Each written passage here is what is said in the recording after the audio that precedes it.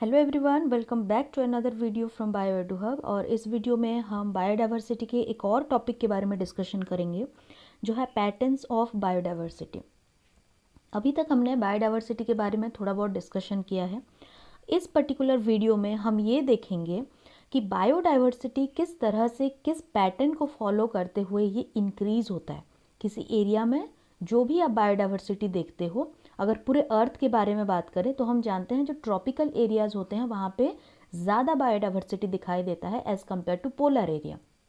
या फिर आप किसी माउंटेन के अगर ग्राउंड लेवल पे प्रेजेंट है तो वहाँ पे आपको ज़्यादा डाइवर्सिटी दिखाई देगा as compare to highest altitude, right. So ये कुछ पॉइंट्स हैं, कुछ पैटर्न्स हैं बायोडाइवर्सिटी के जो कि आपको देखने को मिलेंगे और इस पर्टिकुलर वीडियो में हम सारे पैटर्न्स के बारे में डिस्कशन करेंगे।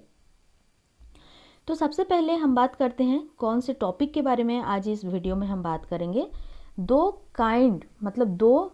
पैटर्न मोस्टली दिखाई देते हैं। ये जो बायोडाइवर्सिटी है किस तरह से इंक्रीज होता है, किस तरह से डिक्रीज होता है, इसके दो पैटर्न हैं।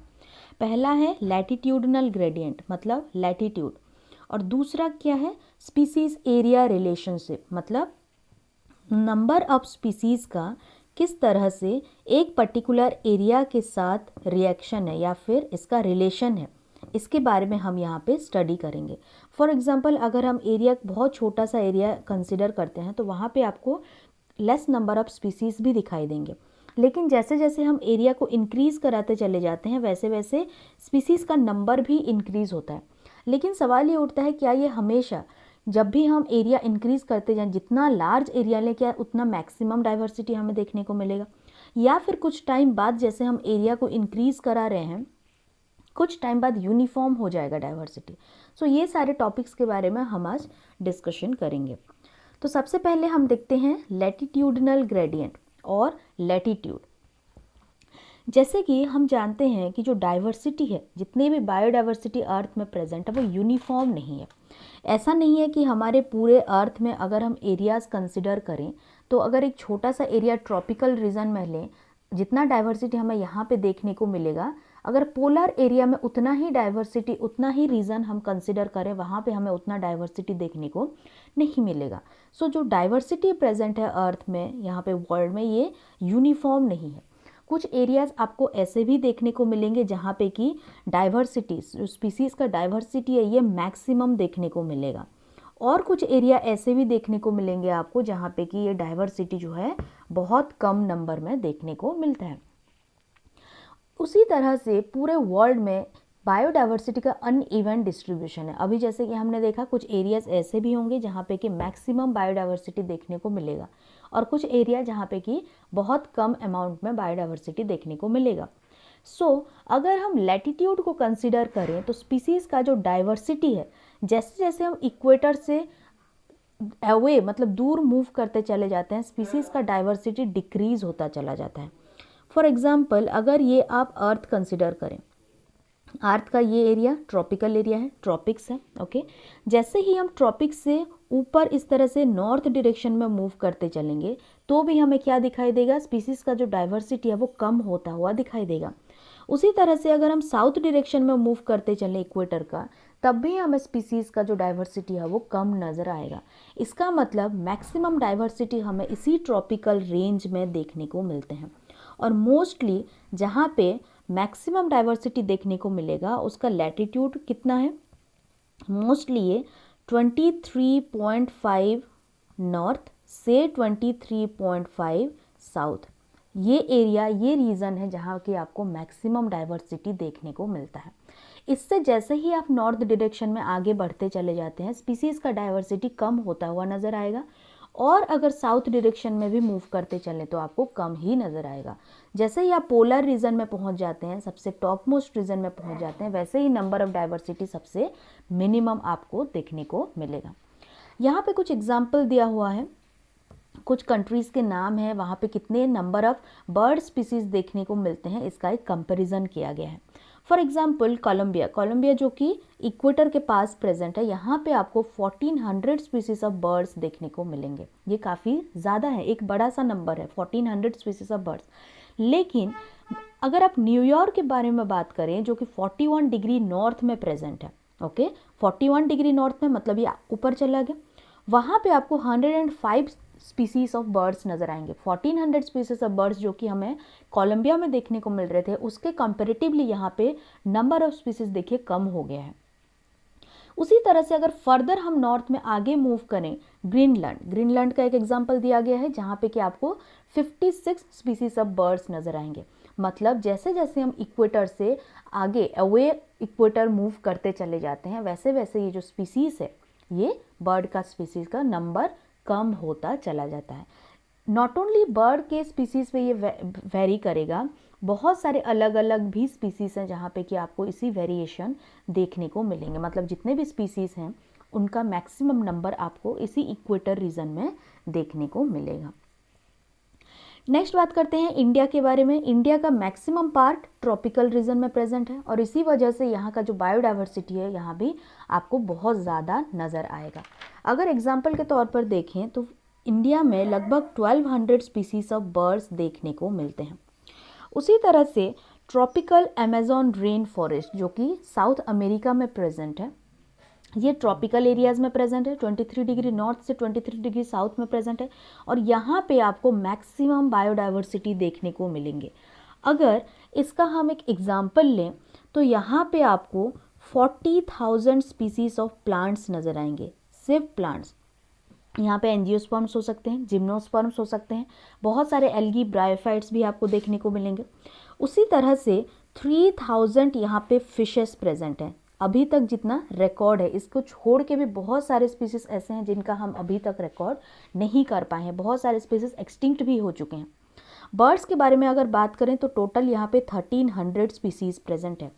उसी तरह से amphibians and mammals total 427 each present होते हैं। यहाँ पे टोटल एम्फीबियन के बारे में जितना रिकॉर्डेड है 427 है और मैमल्स जो हैं जितना रिकॉर्डेड है वो भी 427 है।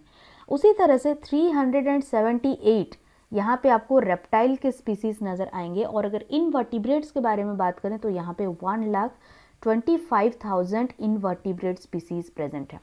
मतलब आप यहाँ पे एक रफ एस्टिमेट लगा सकते हैं कि कितना ज़्यादा बायोडाइवर्सिटी सिर्फ और सिर्फ ट्रॉपिकल अमेज़न रेन फॉरेस्ट में प्रेजेंट है।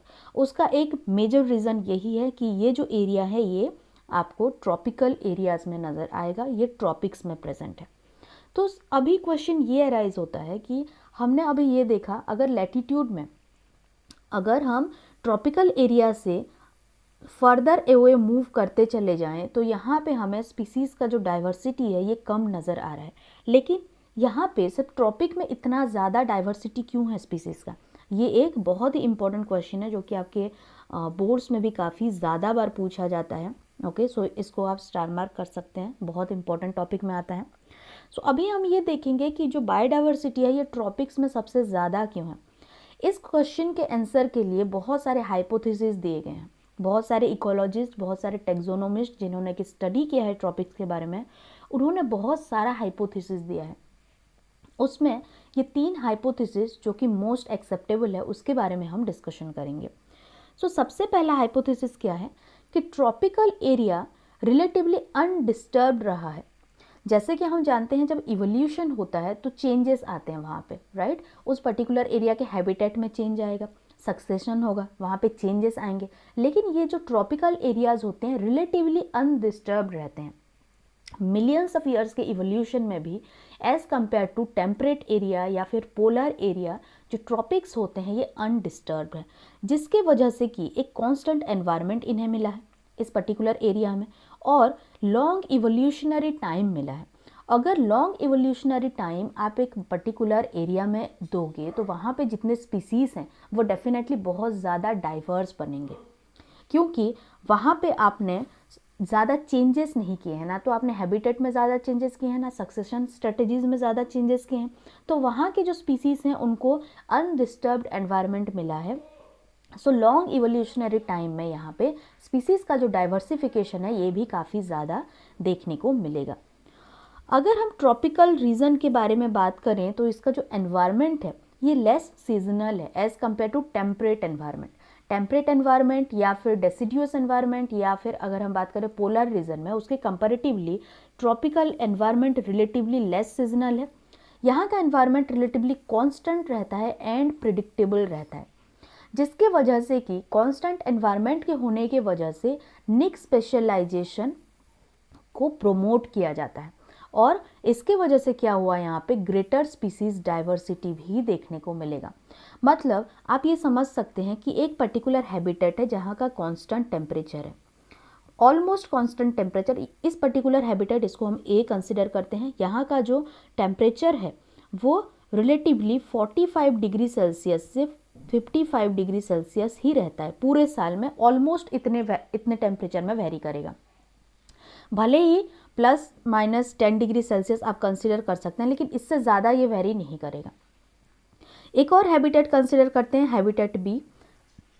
यहाँ पे जो टेम्परेचर वेरिएशन है ये आपको सर्दियों में अगर आप देखें तो 0 डिग्री सेल्सियस से भी कम नज़र आएगा, और अगर आप हॉट समर सीजन में बात करें तो यहाँ पे आपको 45 से 55 डिग्री सेल्सियस देखने को मिलेगा।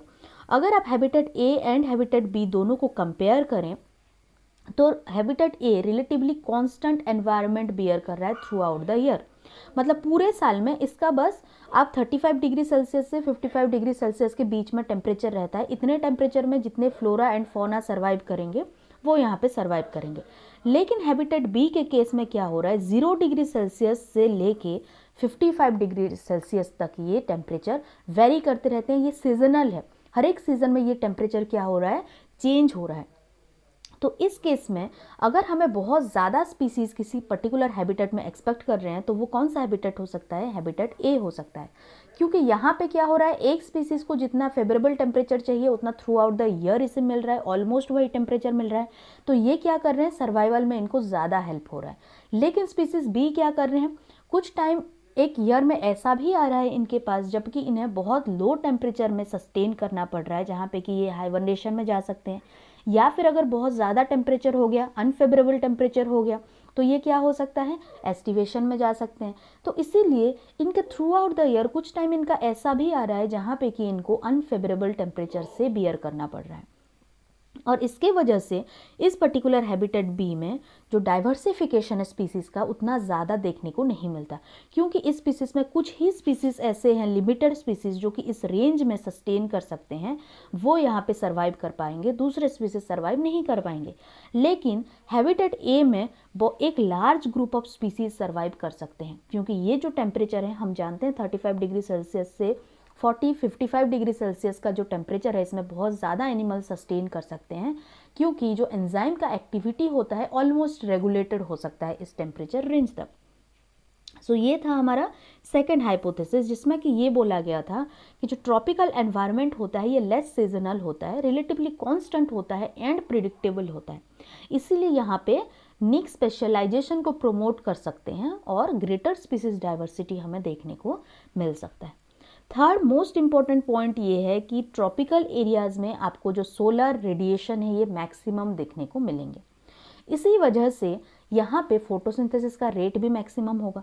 सो अगर फोटोसिंथेसिस का रेट मैक्सिमम हुआ तो लार्जर प्रोडक्टिविटी हो रहा है उस पर्टिकुलर एरिया में, लार्ज प्रोडक्टिविटी होने की वजह से यहाँ पे इनडायरेक्टली बायोडाइवर्सिटी को भी एनहांस किया जाएगा, क्योंकि जिस पर्टिकुलर एरिया में बहुत ज़्यादा अमाउंट में फूड अवेलेबल हो, बहुत ज़्यादा अमाउंट में प्रोडक्टिविटी अवेलेबल हो, डेफिनेटली उस पर्टिकुलर एरिया में एक large number of species survive कर सकते हैं। उसी तरह से अगर हम पोलर रीजन के बारे में बात करें तो वहाँ पे सनलाइट मिनिमम वहाँ पे फॉल होता है, तो वहाँ पे अगर मिनिमम सनलाइट अवेलेबल होता है तो उस पर्टिकुलर एरिया का जो प्रोडक्टिविटी है वो सबसे कम देखने को मिलेगा। कम प्रोडक्टिविटी होने की वजह से वहाँ पे नंबर ऑफ स्पीसीज भी आपको कम देखने को मिलेंगे। ये एक इनडायरेक्ट रिलेशनशिप होता है। तो अभी तक हमने ये देखा कि जो ट्रॉपिकल एरिया है वहाँ पे मैक्सिमम स्पीसीज डाइवर्सिटी देखने को मिलते हैं। दूसरा ग्रेडियंट कौन सा है, हम अभी पहले ग्रेडियंट के बारे में बात कर रहे थे, लैटिट्यूडनल ग्रेडियंट। अभी हम दूसरे एक फैक्टर के बारे में बात करेंगे, स्पीसीज एरिया रिलेशनशिप, और इसमें हम ये देखेंगे कि जैसे जैसे हम एरिया को इंक्रीज करते चले जाते हैं उसका स्पीसीज डाइवर्सिटी के ऊपर किस तरह का इफेक्ट होता है। सो इसको, ये जो हाइपोथेसिस दिया गया था, इसको एक जर्मन नेचुरलिस्ट एंड ज्योग्राफर जो कि अलेक्जेंडर वॉन हम्बोल्ट थे, ये इन्होंने इसके स्पीसीज़ एंड एरिया के बीच में एक रिलेशनशिप स्टडी किया था और उन्होंने इसको ग्राफिकल रिप्रेजेंटेशन के थ्रू प्रोवाइड किए थे। ये साउथ अमेरिकन के जंगल में स्टडी कर रहे थे स्पीसीज डाइवर्सिटी के बारे में, और उन्होंने एक कंक्लूजन निकाला, और वो कंक्लूजन क्या था, within a region species richness increases with increased explored area but only up to a limit. उन्होंने स्पीसीज रिचनेस के बारे में बताया। स्पीसीज रिचनेस मतलब स्पीसीज डाइवर्सिटी। मान लो एक पर्टिकुलर हैबिटेट ए है, दूसरा हैबिटेट बी है। ए हैबिटेट में हमें 3 अलग अलग टाइप के स्पीसीज देखने को मिलते हैं, Z, X, B, इस तरह से 3 हमें देखने को मिलते हैं। लेकिन B में सिर्फ और सिर्फ B देखने को मिलता है, B स्पीसीज। तो यहाँ पे स्पीसीज रिचनेस कहाँ पे ज़्यादा है, हैबिटेट ए में स्पीसीज रिचनेस ज़्यादा है, क्योंकि यहाँ पे बहुत ज़्यादा एक डाइवर्स ग्रुप ऑफ स्पीसीज हमें देखने को मिल रहा है, मतलब रिच स्पीसीज देखने को मिल रहे हैं। ओके, सो इससे क्या बोला जाता है, स्पीसीज रिचनेस। तो इन्होंने क्या बोला था कि जैसे जैसे हम एरिया को इंक्रीज करते चले जाते हैं, स्पीसीज रिचनेस तो इंक्रीज होता है, लेकिन एक पर्टिकुलर लिमिट तक। एक लिमिट आने के बाद क्या होता है, ये जो नंबर ऑफ स्पीसीज है जो पहले इंक्रीज होता चला जाता था, ये फर्दर इंक्रीज नहीं होता, कांस्टेंट रह जाता है। फॉर एग्जांपल, अगर मैं एक जंगल में एक पर्टिकुलर एरिया के बारे में बात करूं, यहाँ पे मान लो पहले मुझे 3 स्पीसीज मिले, यहाँ पे मैंने एक रेक्टेंगुलर एरिया कंसिडर किया था, यहाँ पे मुझे 3 स्पीसीज मिले। उसके बाद मैंने एरिया को इंक्रीज़ किया और यहाँ पे मुझे 10 स्पीसीज देखने को मिले। फर्दर मैंने एरिया को इंक्रीज़ किया, यहाँ पे 20 स्पीसीज देखने को मिले। लेकिन जैसे ही मैं फर्दर एरिया को इंक्रीज़ करती हूँ, मुझे इन्हीं 20 स्पीसीज में से कोई ना कोई स्पीसीज मुझे यहाँ पे देखने को मिला और कोई न्यू स्पीसीज मुझे यहाँ पे देखने को नहीं मिला। मतलब एक पर्टिकुलर एरिया, एक लिमिट आने के बाद नंबर ऑफ स्पीसीज जो है वो कांस्टेंट हो जाते हैं। उन्होंने यही स्टडी किया था। और ये जो साइंटिस्ट थे, इन्होंने एक ग्राफिकल रिप्रेजेंटेशन भी दिया था जिसे बोला जाता है स्पीसीज एरिया रिलेशनशिप कर्व। और इस कर्व के बारे में अगर हम बात करें फर्दर, तो यहाँ पे एक ग्राफ दिया हुआ है, आप देख सकते हैं इस पर्टिकुलर स्लाइड में। यहाँ पे ये जो ग्राफ है, ये स्पीसीज एरिया और स्पीसीज रिचनेस एंड एरिया को शो कर रहा होता है। यहाँ पे देख सकते हैं एक ग्राफ अगर हम लॉग स्केल में प्लॉट करें तो यहाँ पे हमें एक स्ट्रेट लाइन नज़र आ रहा है, और अगर हम जनरली इसको प्लॉट करें तो हमें रेक्टेंगुलर हाइपरबोला यहाँ पे नज़र आ रहा है।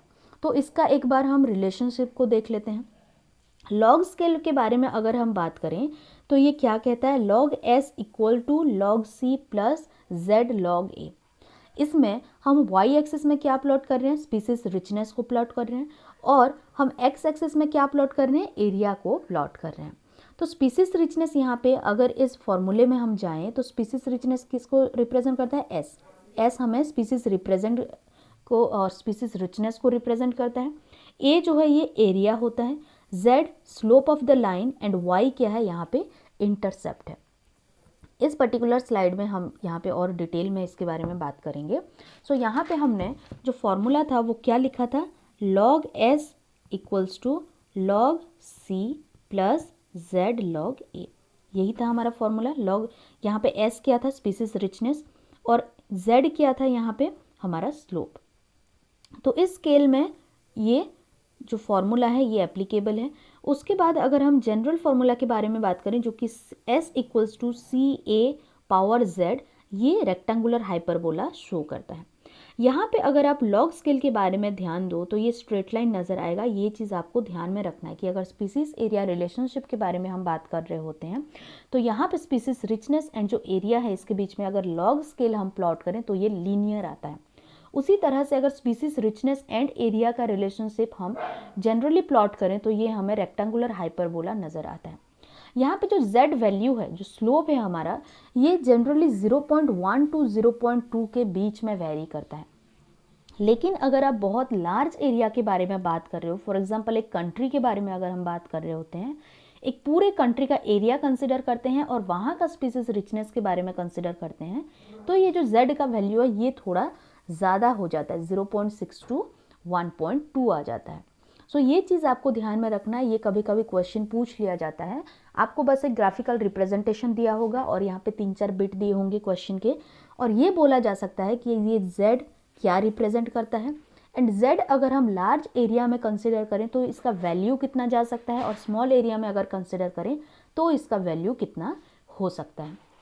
ये क्वेश्चन आपके बोर्ड में भी पूछा गया है और ये क्वेश्चन आपके नीट में भी कभी कभी पूछ लिया जाता है। नेक्स्ट क्या है, z। ये जो z है ये किसको रिप्रेजेंट करता है, ये बहुत ज़्यादा इंपॉर्टेंट है। अगर एक स्लोप स्टीपर हुआ, हम जानते हैं ये z क्या है, इंटरसेप्ट है, सॉरी ये ये z इंटरसेप्ट में आता है, स्लोप में आएगा, सॉरी ये z आपका स्लोप डिसाइड करता है। और अगर ये z काफ़ी ज़्यादा स्टीप नज़र आया, इसका मतलब क्या हुआ कि अगर ये स्लोप स्टीपर है, अगर ये स्लोप स्टीपर है इसका मतलब क्या है कि नंबर ऑफ स्पीसीज हमें ज़्यादा देखने को मिलते हैं अगर हम एरियाज़ को एक्सप्लोर करते चले जाएं। मतलब मैंने यहाँ पे दो ग्राफ के बारे में बात किया, एक तो पहला ये मान लो और दूसरा यहाँ पे ये मान लेते हैं। इसका मतलब क्या हुआ, इन दोनों स्केल के बारे में अगर आप बात करेंगे, इन दोनों स्लोप के बारे में अगर आप बात करें तो यहाँ पे आपको क्या नज़र आ रहा है, अगर हम फर्स्ट लाइन के बारे में यहाँ पे बात कर रहे होते हैं तो यहाँ पे कंसिडर करो, यहाँ पे स्पीसीज रिचनेस है, उसके साथ यहाँ पे अगर स्ट्रेट लाइन में कंसिडर करूँ तो यहाँ पे एरिया है। उसी सेम एरिया में नंबर ऑफ स्पीसीज यहाँ पे कितना देखने को मिल रहा है, उसी सेम एरिया में ग्राफ 2 में आपको नंबर ऑफ स्पीसीज और स्पीसीज रिचनेस आपको कम देखने को मिल रहा है as compare to this one. यहाँ पे अगेन हम एक सही तरीके से बना सकते हैं।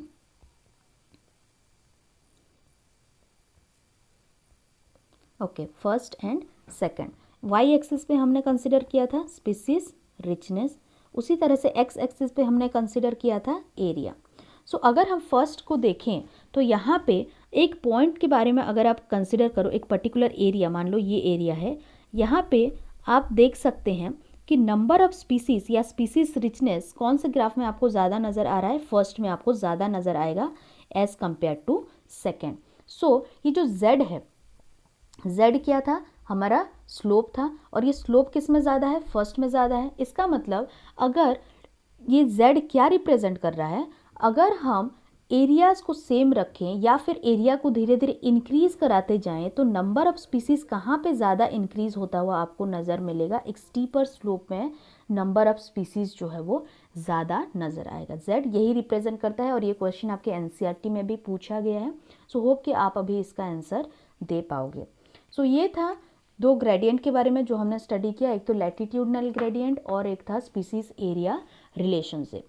सो होप कि समझ में आ गया होगा। ये ग्राफ बहुत इंपॉर्टेंट है, यहाँ से बहुत बार क्वेश्चंस आते हैं, तो इसको अच्छे से क्लियरली समझ लेना, बहुत सारे क्वेश्चंस इसके कर लेना सो दैट कि आसानी हो जाए आपके लिए कि आप इसके जो भी क्वेश्चंस हैं वो सॉल्व कर सकें। नेक्स्ट वीडियो में हम अगेन बायोडाइवर्सिटी के बारे में बात करेंगे, उसके कंजर्वेशन स्ट्रेटजीज़ के बारे में बात करेंगे। सो तब तक के लिए thank you very much for watching this lecture.